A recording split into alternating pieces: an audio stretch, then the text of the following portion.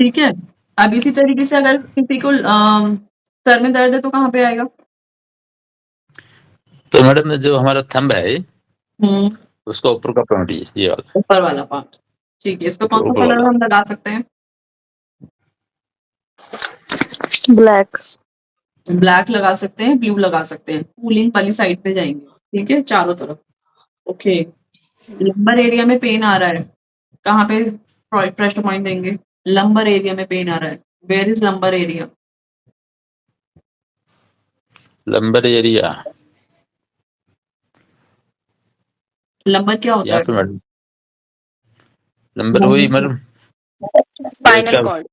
Spinal cord. Spinal cord में कहाँ पे होता है lumbar? Back side of the thumb. दो तरफ होता है, एक बैक तो साइड इस में, साइड में और हमारा एक इस साइड इस साइड। बैक। ये वाला एरिया लेंगे और ये वाला एरिया लेंगे, ये वाला है। ये दोनों चीजें लेंगे। थोरेसिक में आएगा तो, थोरेसिक में आएगा तो थोड़े से में आए तो मैडम ये थंब के बीच वाला भाग, फर्स्ट पॉइंट। कहाँ पर? थंब के बीच में क्यों लेंगे, यहाँ पे क्यों लेंगे? सर्वाइकल का कहाँ से कहाँ तक लेगा? सर्वाइकल का हमारा यहाँ से यहाँ तक आया ना, ये वाला एरिया, ये सर्वाइकल। अच्छा याद है, थोरेसिक हमारा ठीक यहाँ है। से यहाँ तक आया। लंबर हमारा ये नीचे राउंड आ गया। आप अपनी कमर को देखो, कमर नीचे से कर्व है या नहीं है? है कार्बन। नीचे से कर्व है ना, तो वो कर्व कहाँ आ रहा है? वो यहीं आ रहा है ना कर्व।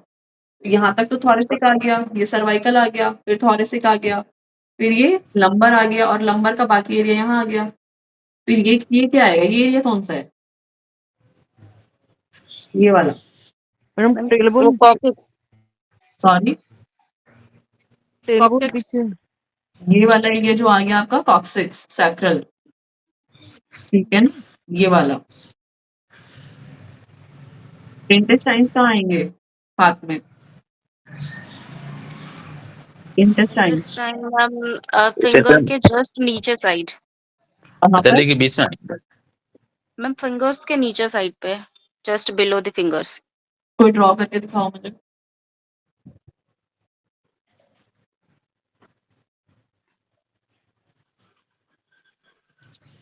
नहीं यहाँ पे ये चेस्ट है। बाहर की तरफ, चलो मैं बता रही हूँ, जो बाहर की तरफ आएगी वो कौन से इंटेस्टाइन होंगे? स्मॉल होंगे या लार्ज होंगे? लार्ज लार्ज होगी मैडम, क्यों? लार्ज होगी मैम, बाहर की तरफ है ना। बाहर की तरफ है तो लार्ज होगा, और अंदर जो होगा स्मॉल इंटेस्टाइन। स्मॉल। वो स्मॉल इंटेस्टाइन होंगे। श्योर हो तुम लोग? Yes ma'am. चलो इसे एक बार दोबारा पढ़ के आना, ठीक है। ये वाला आपका हो गया ओवरी, ठीक है, ovary then testis and this is pelvic. Okay, ये वाली चीज हो गई। यूरेथर, यहाँ पे यूरेथर हुआ, दो टांगे उसके बीच में है ना, यूरेथर। क्लियर? ठीक है। लीवर हम इस साइड पे, जहाँ पे हमारी लंग्स है इधर की साइड में। यस, ये वाला जो उठा हुआ एरिया, ये जो उठा हुआ एरिया, यस, ये जो उठा हुआ एरिया। तो इस पे हम कौन सा कलर लगा सकते हैं? Green colour. ग्रीन कलर लगा सकते हैं। ठीक है, ये वाला एरिया आ गया आपका लंग्स का एरिया। ये वाला आपका थायराइड एरिया, ये पूरा सेल। यहाँ स्टमक, ये स्प्लीन एंड पैनक्रियास। क्लियर? ये वाले इस तरीके से डिवाइड हो गया हाथ पे। पैर पे भी इसी तरीके से आपका डिवाइड होगा। ये पैरों पे जो होगा इंटेस्टाइन भी बता दीजिए फिर। क्या? सॉरी, इंटेस्टाइन इंटेस्टाइन्स को स्मॉल और लार्ज अभी वहाँ भी बोल रहे थे ना कि पहले तुम लोग ये पढ़ के आना, स्मॉल इंटेस्टाइन्स का काम क्या होता है, लार्ज इंटेस्टाइन्स का काम क्या होता है, कौन सी बड़ी होती है, कौन सी छोटी होती है। लार्ज इंटेस्टाइन्स बड़ी होती मैम है, ब्रेथ स्मॉल में तो इंटेस्टाइन्स। लार्ज इंटेस्टाइन बड़ी होती है और लेंथ में स्मॉल इंटेस्टाइन। दोनों का क्या क्या काम होता है ये पढ़ के आना डिटेल में थोड़ा।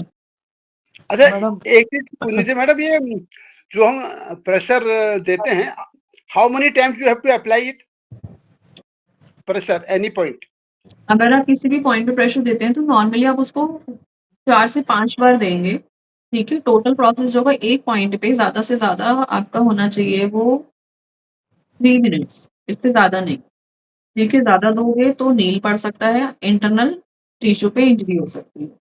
दूसरी चीज़ है प्रेशर उतना ही देना है जितना टॉलरेबल हो। अब आपने सपोज़ हेकू पॉइंट दिया, तो अब हेकू पॉइंट दबाते थोड़ी ना जाओगे, दबा रहे हो, दबा रहे हो, दबा रहे हो 3 मिनट तक, नॉट पॉसिबल। तो आपने इसको ऐसे रोटेट करा clockwise, anti clockwise, then release.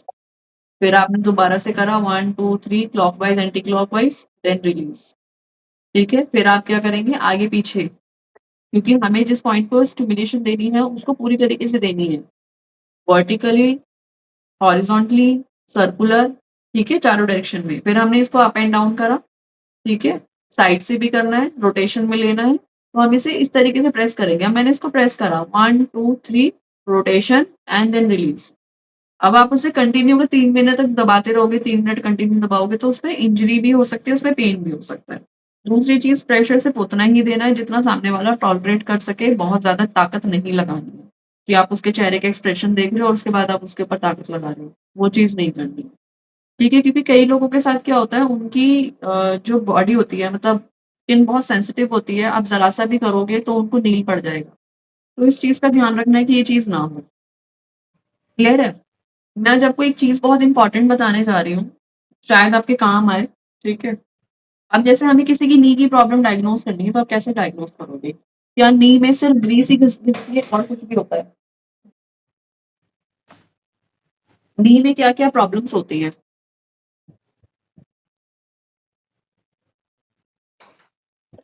Joint ligament pen होता है। लिगामेंट का अपना आपस में उसकी लिगामेंट्स के छिलजाना आपस अलावा में लिगामेंट्स के अलावा क्या होता है? ये सबको ही पता है कि ग्रीस घिस गई। हमेशा यही सुना होगा ग्रीस कम हो गई, यही तो होता है, क्या होता है ग्रीस कम होना? मैम साइनोवियल फ्लूइड जो रहता है वो कम होता जाता है। कैसे? क्या सिम्पटम क्या आते हैं? क्या दिखेगा कैसे पता चलेगा?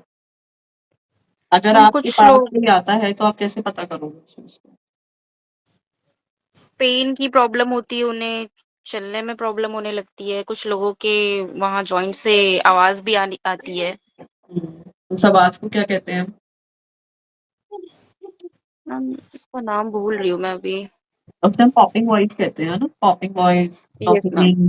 नॉकिंग नीड्स, इस तरह की लैंग्वेज यूज़ करते हैं और क्रैकिंग वॉइस और बताइए? अर्थराइटिस में भी ये सिम्टम्स आ जाते हैं। आर्थराइटिस में क्या सिम्पटम आते हैं? जॉइंट्स सारे पेन होने लग जाते हैं बॉडी के, जो भी जॉइंट्स होते हैं और वो मैं सिर्फ़ फ़िलहाल यहाँ पे घुटनों के दर्द की बात कर रही हूँ, सिर्फ़ नी में। मैडम स्वेलिंग आ जाती है बाहर की नसों में उसकी, स्वेलिंग आ जाती है, ठीक है और एक उसमें गैस भी रुक सकती है मैम, गैस गैस रुक जाती है। मैडम वात की गैस समस्या। देखिए, सबसे पहले मैं आपको बताती हूँ नी को हम 5 तरह से डिवाइड करते हैं, ठीक है? सिंपल तरीके से समझो। अब मेरे ये नी है, तो हम नी को किस चीज़ में डिवाइड करेंगे, कैसे पता लगाएँगे कि कहाँ पे प्रॉब्लम है? तो नी को हमने 5 तरह से डिवाइड करा लेटरल, लेटरल समझ गए आप क्या होता है? मीडियल एंटीरियर क्या होता है? आगे की तरफ, पोस्टीरियर पीछे की तरफ। ये घुटना है, this is lateral, this is medial, this is anterior and this is posterior. Posterior is पीछे and this is a central, ये सेंट्रल पॉइंट हो गया। सेंट्रल मतलब अभी हमने इसे 5 तरीके से डिवाइड कर दिया। Lateral, medial, anterior, posterior and then central, जो पटेला वाला एरिया आ गया, ठीक है? अब हम इसकी प्रॉब्लम जो देखेंगे वो किस तरीके से देखेंगे?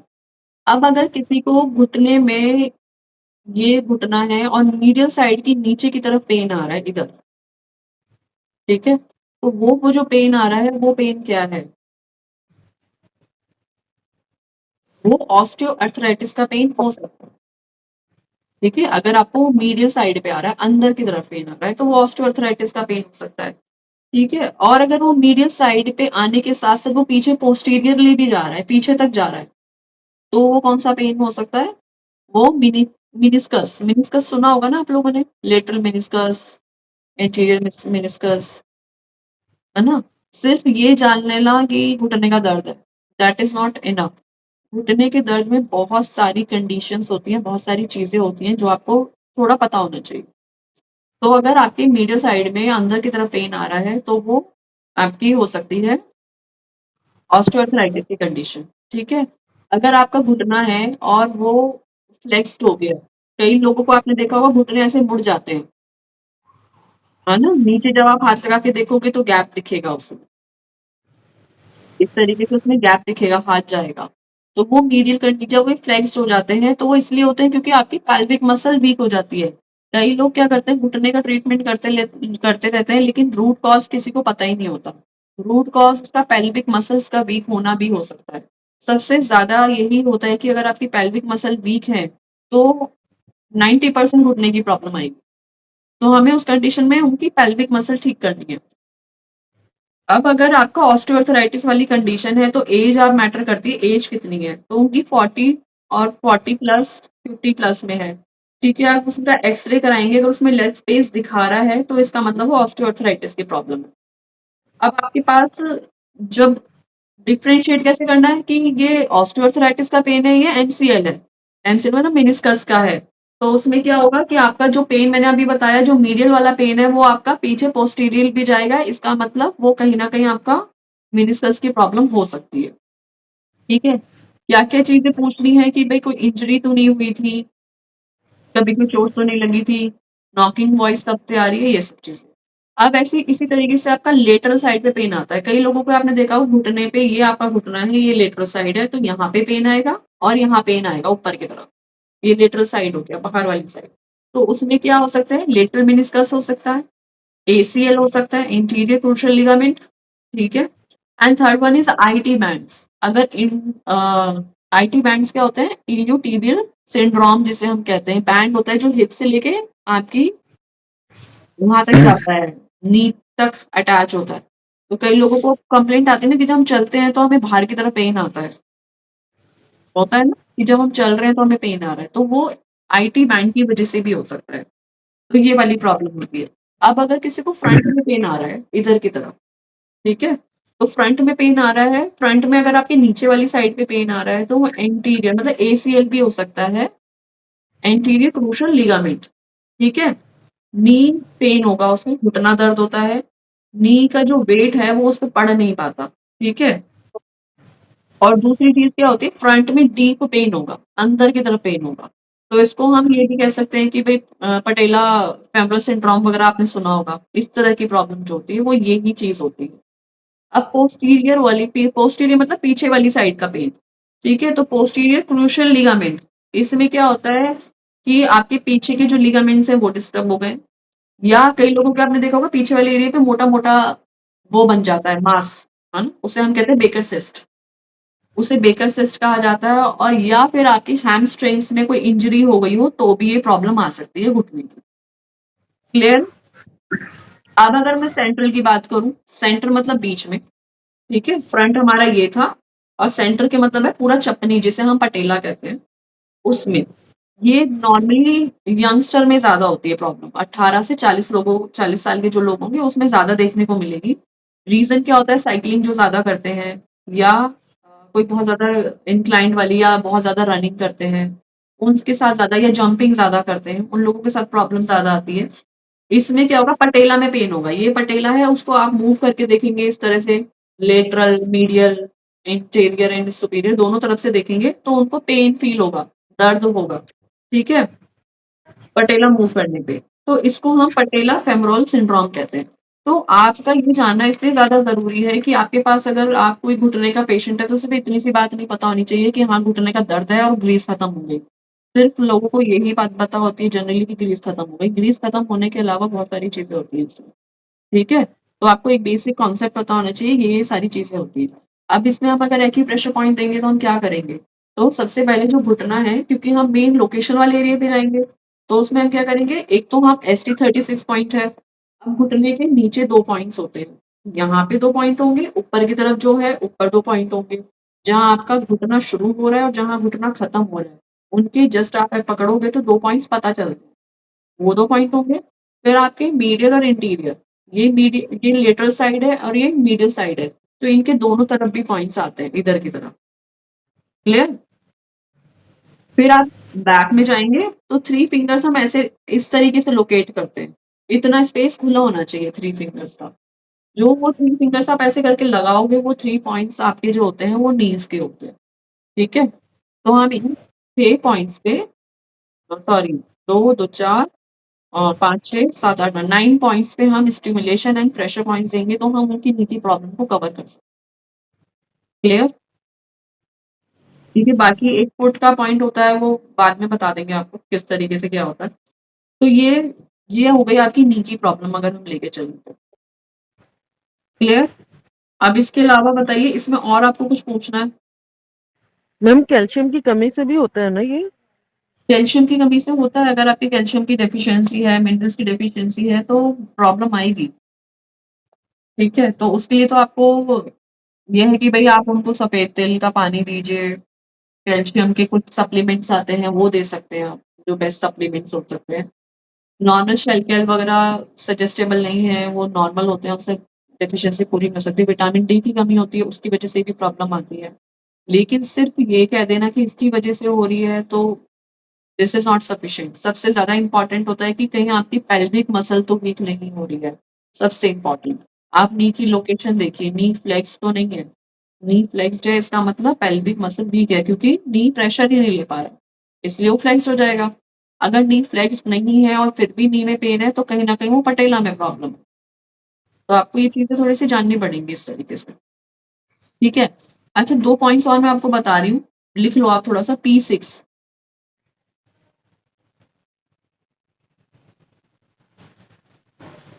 P6 पॉइंट होता है, it is a distal point for abdominal and chest disorder. ये पॉइंट जो है ना, ये डिस्टल पॉइंट है और इसको एब्डोमिनल और चेस्ट डिसऑर्डर के लिए यूज़ करा जाता है। पेट की गड़बड़ी के लिए और चेस्ट में कोई डिसऑर्डर है। तो जैसे अभी उन्होंने बताया कि किसी को जुकाम वगैरह रह रहा है, 15-20 दिन हो गए हैं, 30-40 दिन हो गए, तो ऐसे वाले पेशेंट को ये वाला पॉइंट दिया जा सकता है, P6। इसका नाम होता है निकॉन। नाम लिख लो, निकॉन, निक्वान, निक्वान, NEIKUAN। ये पॉइंट आता कहाँ पे है? ये आपकी फिंगर है, ये देखो, ये मैंने 3 फिंगर ऐसे रखी, यहाँ से जहाँ रिस्ट खत्म हो रही है, 3 फिंगर, जहाँ 3 फिंगर खत्म हो रही है उसका ये पॉइंट है, P6 centre, 3 fingers centre.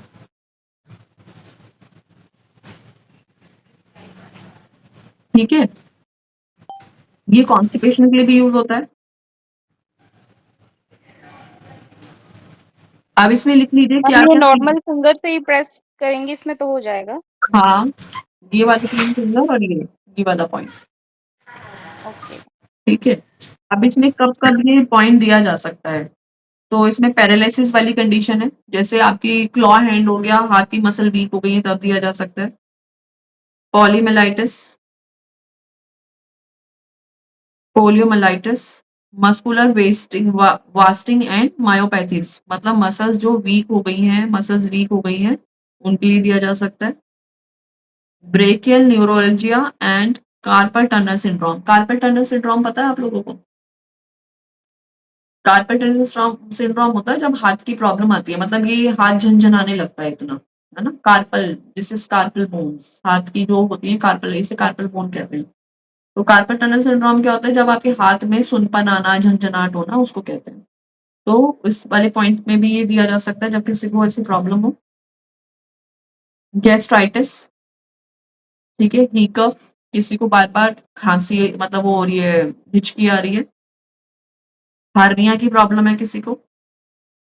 Again anorexia, किसी को भूख नहीं लग रही है। नौजिया, उल्टी लग रही है, एमेसिस, ठीक है, उल्टी लगना। उसके बाद एपिलेप्सी और एंजाइटी वाले प्रॉब्लम में भी दिया जा सकता है, किसी को एंजाइटी की प्रॉब्लम है तो आप दे सकते हैं, अस्थमा वाले पेशेंट को दे सकते हैं। ठीक है? ये अस्थमा डिसऑर्डर है तो यहाँ पे भी दे सकते हैं, और कॉन्स्टिपेशन भी आप इसका एक्स्ट्रा पॉइंट लिख लीजिए। लोकेशन समझ में आ गई? Yes ma'am. ठीक है, next point is P9. P9. P9 जो मिडिल फिंगर है इसका टिप पॉइंट, ठीक है, टिप पॉइंट एकदम ऊपर की तरफ। तो इसको हम जनरली जिम्मी से स्टिमुलेशन देते हैं, इस पे हाथ से नहीं दे पाओगे आप, जिम्मी चाहिए इसके लिए। Mid point of the tip of the middle finger, जो मिडिल फिंगर है उसका टिप है उसी को कहते हैं, ये जिंगवेल पॉइंट होता है। This is a jing well point. All acute emergencies, कोई भी एक्यूट इमरजेंसीज है उस पॉइंट में इसको हम दे सकते हैं। जैसे एंजाइना पेक्टोरसिस, एंजाइना का पेन हो रहा है किसी को, स्ट्रोक आ गया, कॉमा हो गया, ठीक है, हाइपरपेरिक्सिया, बहुत ज्यादा फीवर है किसी को,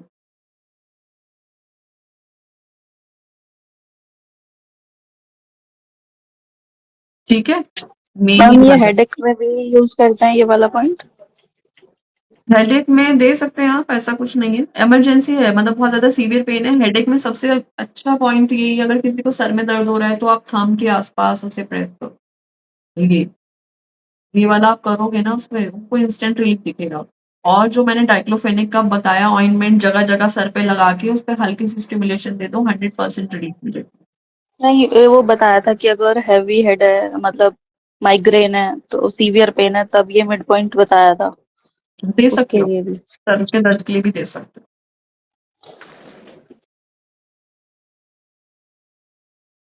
ठीक है।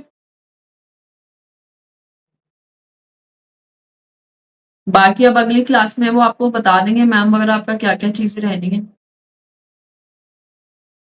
और कुछ प्रॉब्लम किसी को कुछ समझना हो, कुछ डिस्कस करना हो? मैम एक क्वेश्चन है, ये टोन और सीडेट का मतलब क्या होता है? आपने जी? शायद इसे यूज, टोन और सीडेट ये आपने यूज करा है लेकिन मेरे समझ में नहीं आया। टोन क्या होता है? जब हमें कोई अपनी एनर्जी टोन करनी है, सपोज मेरी बॉडी में हीट बढ़ गई है, ठीक है, अब हीट बढ़ गई है तो हीट बढ़ गई है तो उसको हम क्या करेंगे? सेडेट करेंगे। कम करना ही सेडेट करना, ठीक है। अब मुझे मेरी बॉडी में हीट बढ़ गई है तो मुझे कौन सी एनर्जी बढ़ानी पड़ेगी? जो गर्म है, अगर हीट आ गई है तो हीट किससे जाती है? टोन ठंडक करना, कोल्ड से, बढ़ाना, कॉल से कोल्ड से। टोन। तो हम को टोन कर देंगे, ठीक है। ओके। टोन इज बढ़ाना, सेडेट इज घटाना, ठीक है। वो एनर्जी वाली चीजें हैं, थोड़ा एनर्जी आपको समझनी होती है, उसमें कैसे एनर्जी को डायग्नोस करना है, किस तरीके से कौन सी मेरिडियन पे काम करना है, कौन सा घटाना है, वो थोड़ा एक्सट्रीम चीजों पे है। तो ये तो आपको अलग से और अलग से क्लासेस लेनी पड़ेगी, तब आप उस चीज को समझोगे कि कौन सी एनर्जी सेडेट करनी होती है। उसमें आप मैग्नेट्स यूज करते हैं बेसिकली, मैग्नेट होती हैं, चक्रास होते हैं। मैग्नेट देखिए आप लोगों ने, देखिए अमेज़न पर मैग्नेट। देखी थी, अमेज़न पर देखी थी येलो, उन्हें कुछ बी नहीं सॉरी वाई बी देखिए कुछ ऐसा लिख रखा था, आई डोंट नो, कुछ ऐसा। मैं बताती हूँ आपको, जैसे मेरे पास चक्रा है तो मैं चक्रा के अकॉर्डिंग ही बताती हूँ। तो मैम वो वाला कोर्स हमारे इसमें नहीं है, जो मैं, नहीं है, वो अलग है। वो अलग है, क्या बोलते हैं उस कोर्स को? वो सुजोक है, प्रॉपर डीप सुजोक है। सुजोक। ये देखिए आप, ये है ना, ये जो व्हाइट व्हाइट व्हाइट दिख रहा है, दिस इज फॉर सेडेट। ये सेडेट करता है एनर्जी को, ठीक है, व्हाइट दिख रहा है ना आप लोगों को। और ये this yellow part, this is for tonification, ये टोन करता है। तो अब इसमें हमें क्या करना होता है, अगर हमें अपनी एनर्जी सेडेट करनी है तो हम येलो पार्ट लगा, सॉरी सेडेट करनी है तो व्हाइट पार्ट लगा देते हैं ऑन द स्किन, और अगर हमें टोन करना है तो उसे बढ़ा देते हैं। अब जैसे कि मैंने आपको बताया कि मेरी बॉडी की हीट बढ़ रही है, नॉर्मल एग्जांपल लेते हैं, किसी को खुजली हो रही है, ईचिंग, है ना, तो ईचिंग क्या है? ईचिंग इज हीट, गरम मतलब लाल हो सकता है। जब हीट बढ़ेगी तो क्या होगा? एरिया लाल हो सकता है, इन्फ्लेमेशन हो सकती है, ठीक है, ईचिंग हो सकती है, ये होगा अपने ना, यहाँ से हीट बढ़ देखा गई। दलती है। चीज समझ में आ रही? हीट बढ़ गई। तो जब हीट बढ़ेगी तो हम उस पे क्या करेंगे? व्हाइट वाला। अब हीट का ऑर्गन कौन सा होता है? This is important to know. Skin में कौन सा ऑर्गन आता है? स्किन में कहने किडनी में हो ऑर्गन गई आता है। तो किडनी की फिर हम क्या करेंगे? Heat sedate and cold tone. समझ में आ रही है बात? तो इस तरीके से हम heat and tone and sedate का काम करते हैं, तो ये मैग्नेट के थ्रू होता है।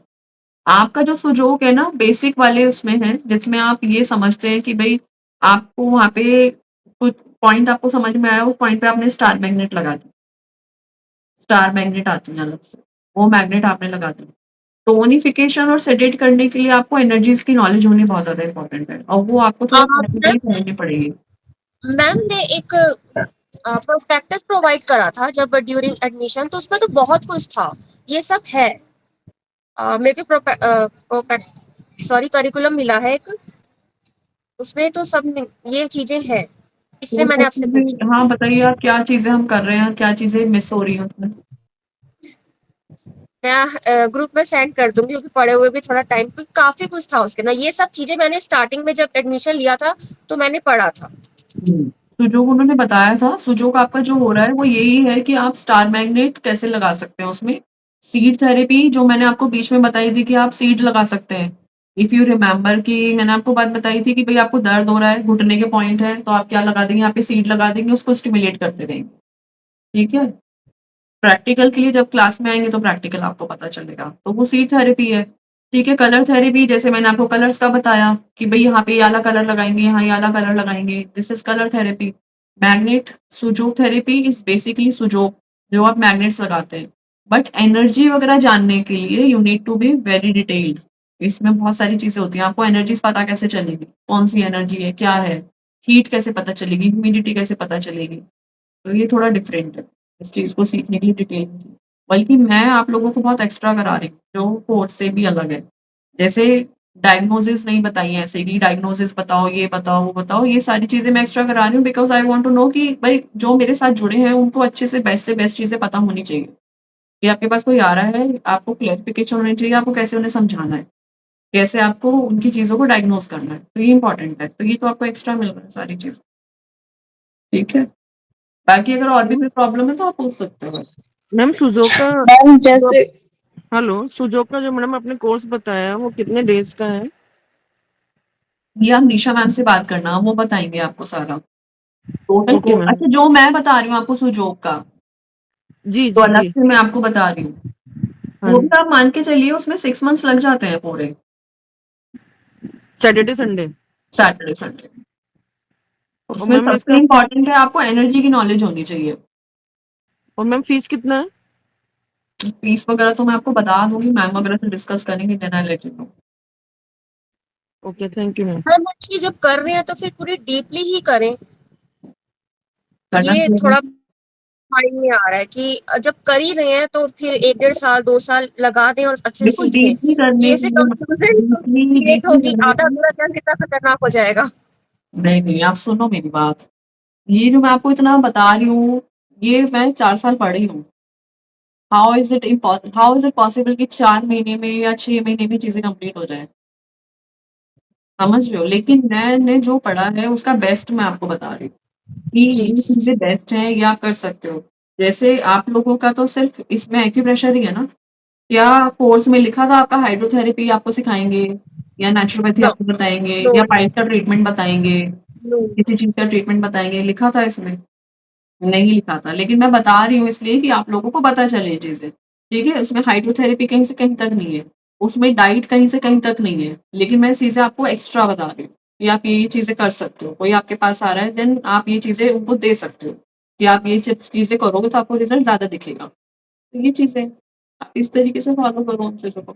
थोड़ा अपनी तरफ से भी चीज़ों को ढूँढो, समझो, नहीं समझ में आ रहा फिर डिस्कस करो कि हमने ये पढ़ा था, हमें नहीं समझ में आया। तो मुझे भी अच्छा लगेगा आप लोग सीरियस होके पढ़ रहे हो। मैडम एक चीज ये तो कई बार यूट्यूबर इसमें कई एक लोग देते हैं, ये ऑथेंटिक है? मैं एक तो मैंने अपनी आपके इंस्टीट्यूट से कोमल मैडम का तो कई बार मैंने देखा, वो तो अच्छा लगा। क्या कई बार चाहिए? बहुत सारे लोग ये जो ना कई बार एक्यूप्रेशर के लिए छोटी छोटी रील बना के डालते हैं, ये ऑथेंटिक है या ऐसी मतलब लोग अपनी रील बना रहे हैं? बड़ा कंफ्यूज सा रहता है ना कि जैसे आपको हम जानते हैं, मैंने आपके कोई रील या कोई वो देखूंगा तो मुझे है कि आप लोग तो पढ़ाते हैं, मैं उसको सीरियसली लूंगा। कई बार लोग रील के लिए भी बनाने के लिए ये देखो जिसको जो कर असर डलवाते कर हैं, जाए तो ऑथेंटिक है, तो नहीं बड़ा कर तो डाउटफुल नहीं है। रहता है। जी हाँ। सब अपने-अपने एक्सपीरियंस शेयर कर रहे हैं, आपको कौन-सा सूट कर जाए वो अलग बात है। नहीं, सीधी-सी मैंने बात है। जैसे कोमल मैडम का तो मैंने कई बार वो योगा के उस पर देखा तो वो तो बड़ा विचित्र लगा मेरे को, थोड़ा वो ऑथेंटिक मतलब ऐसे बहुत अच्छा लेवल लगा। कई बार बहुत सारे लोगों का मेरे को ऐसा लगता है कि पता नहीं इन पे विश्वास भी किया जाए, कहीं नोट किया जाए, नहीं किया जाए। जैसे कि क्या आपने पढ़ा था, क्या चीज़? जी, मेरा जैसे कि नहीं, मैंने जैसे ना लोग बताते ये वाला पॉइंट दबाओ तो आपका सर्वाइकल ठीक होगा, इससे आपकी नी होगा, इससे आपका गट प्रॉब्लम ठीक होगी करके अलग-अलग हाथ में इनमें पॉइंट की बात करते हैं, या वो मुद्राओं की बात करते हैं देखिए, हस्त आप प्लीज़ समझिए, मुद्रा। आप लोग जी, एक बात को समझ लीजिए, शायद ही मैंने पहले भी डिस्कस करा था, मैं दोबारा बता रही हूँ। जब हमारे शरीर जी, में कोई प्रॉब्लम आती है, तो वो कोई पर्टिकुलर ऐसा नहीं होता कि सडनली आ गई, पहली चीज़। जी, जैसे अभी जी, में जी, से इनमें से किसी ने एक ने डिस्कस करा था कि 40 इयर्स की लेडी है और उसको चेस्ट पेन आ रहा है, ठीक है? जी, अभी सुना। और ये सब चीज़ें सिम्पटम आ रहे हैं, तो बॉडी पहली चीज़ सिम्पटम बता रही है, कि भई ये प्रॉब्लम आ रही है। तो आपको ऐसा तो नहीं है कि सडन आ गया, कुछ भी सडन नहीं जी, हुआ एकदम से। इसका मतलब कहीं न कहीं पहले से प्रॉब्लम चल रही थी, अब आप उसे इग्नोर करते रहो, वो आपकी प्रॉब्लम है। लेकिन हमारी बॉडी हमें पहले सिम्पटम देती है। अब इसी तरीके से मैं आपको बताना चाहती हूँ, अब सपोज़ उसका कोलेस्ट्रॉल बढ़ गया, ठीक है?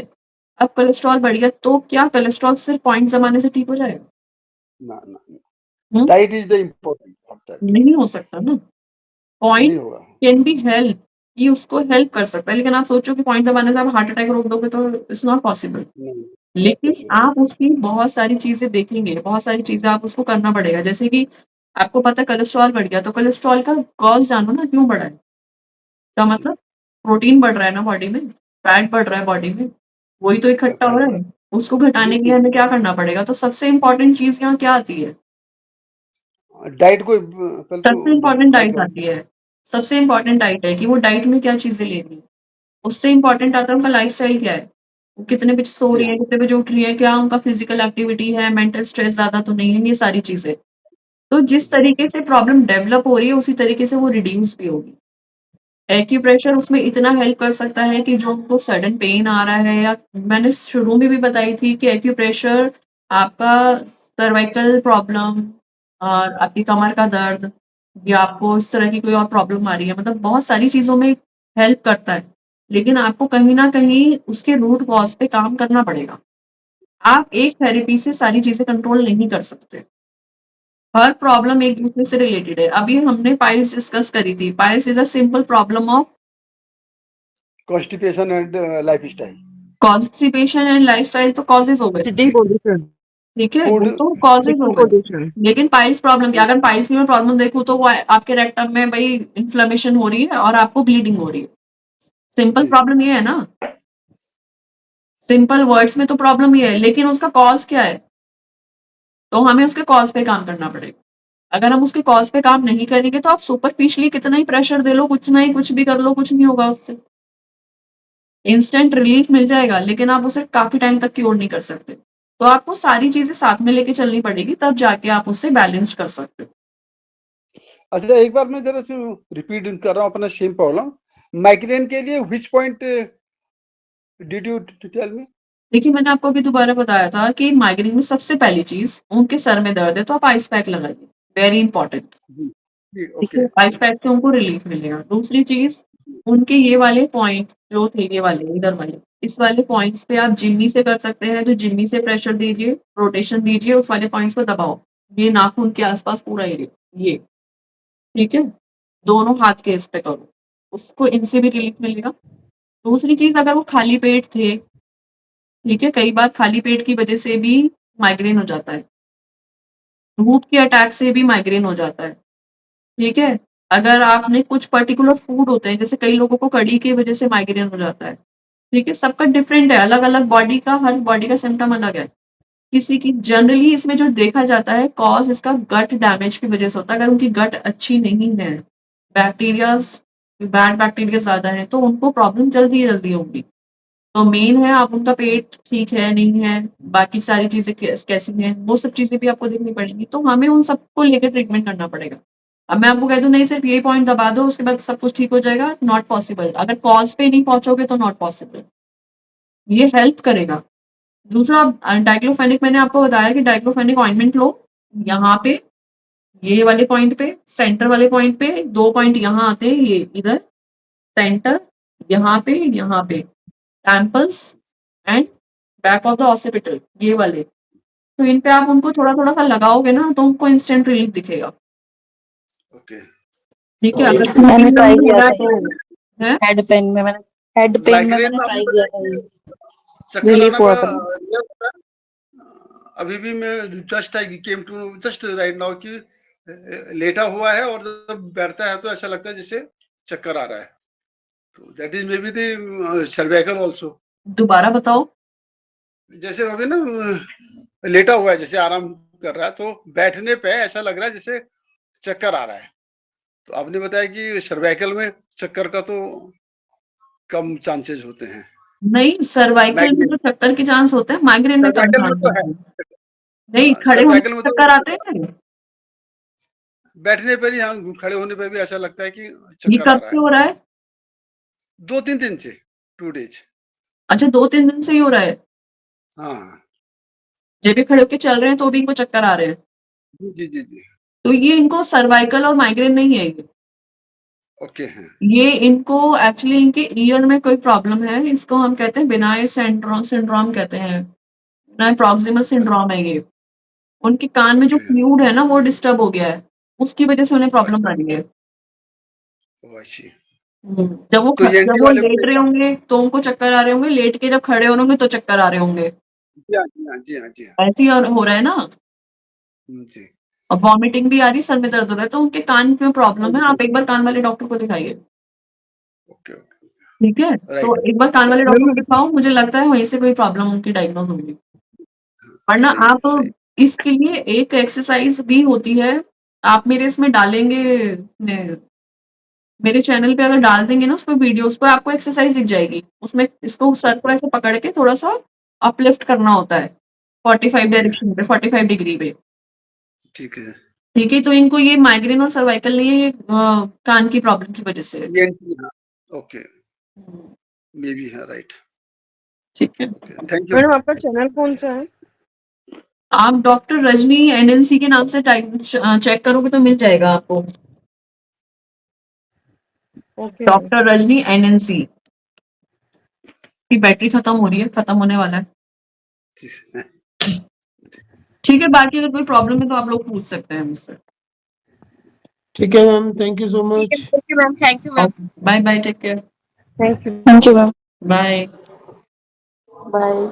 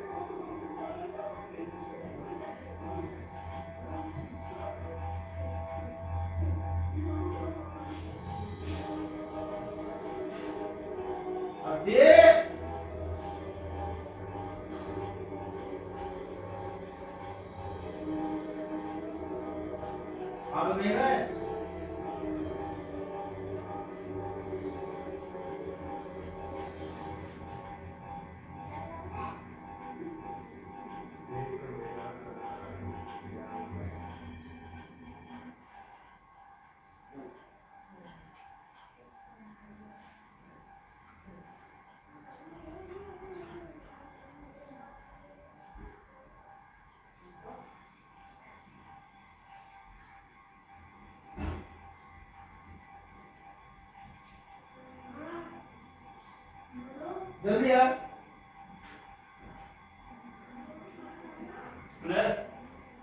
ये सब बराबर सुनिए ना ये जो बुआ के लाए थे वो है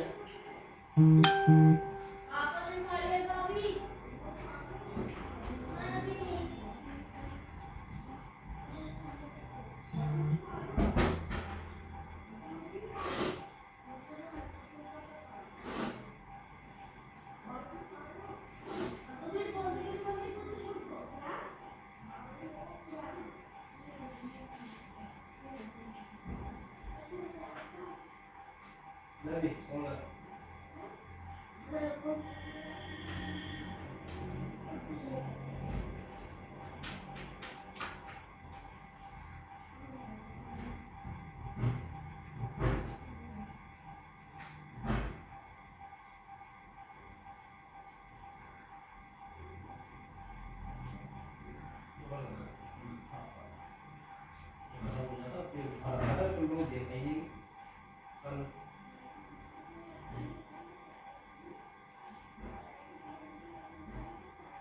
ले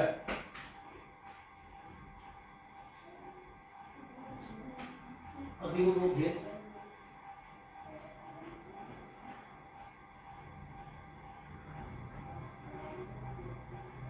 अरे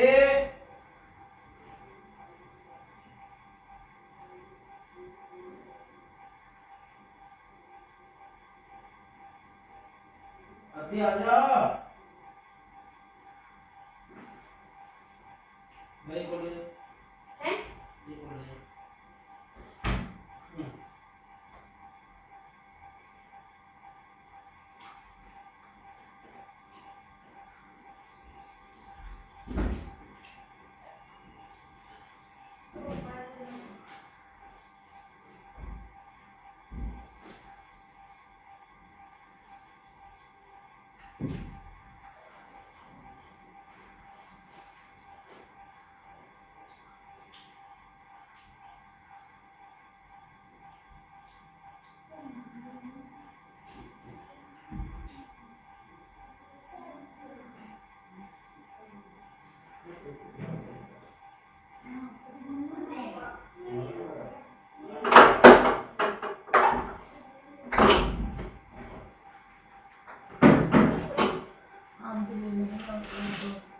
कुछ खाने में कुछ बना के चलो तो थोड़ी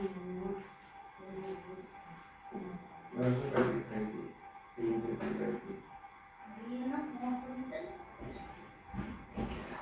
खाती खाती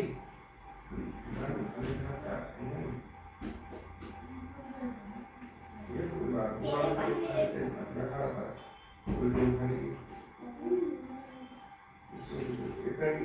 अभी तो दो दिन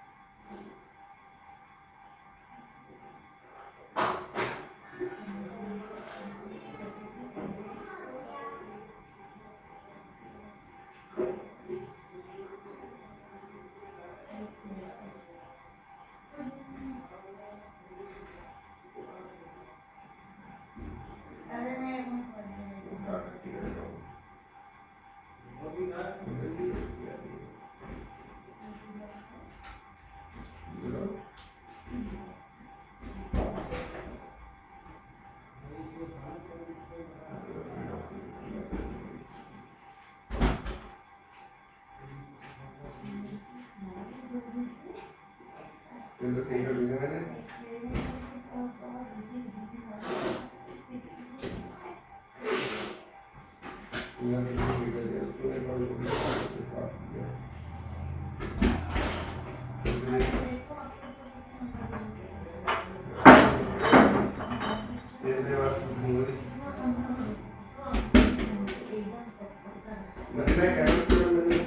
पता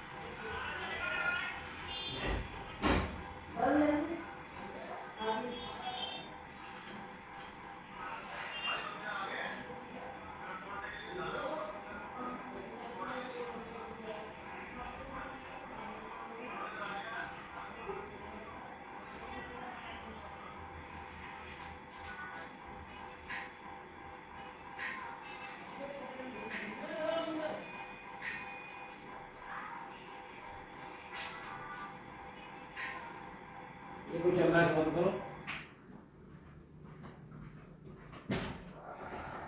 आओ जी आओ। हाँ इधर से आना पड़ गया। आ जाओ। पंखा की जरूरत है अभी ना?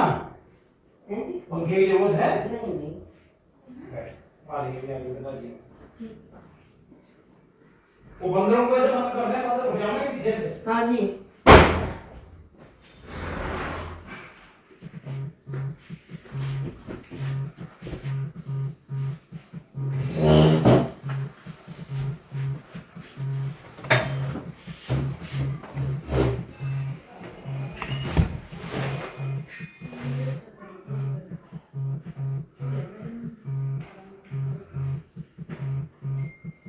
फोन आ रहा है तुम्हारा बहुत देर से कोई।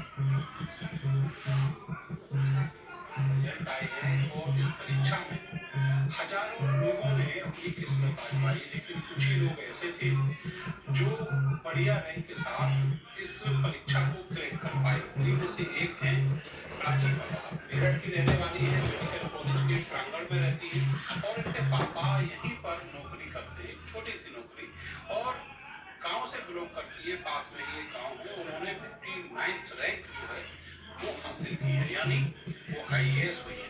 आपको बहुत बहुत बधाई प्राची, इतनी कठिन परीक्षा जिसको कहा जाता है पास करने के लिए।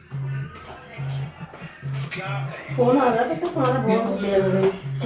फोन आ रहा है। इतना मेहनत आपको करना पड़ा। हाँ मतलब बहुत ही ज्यादा मेहनत।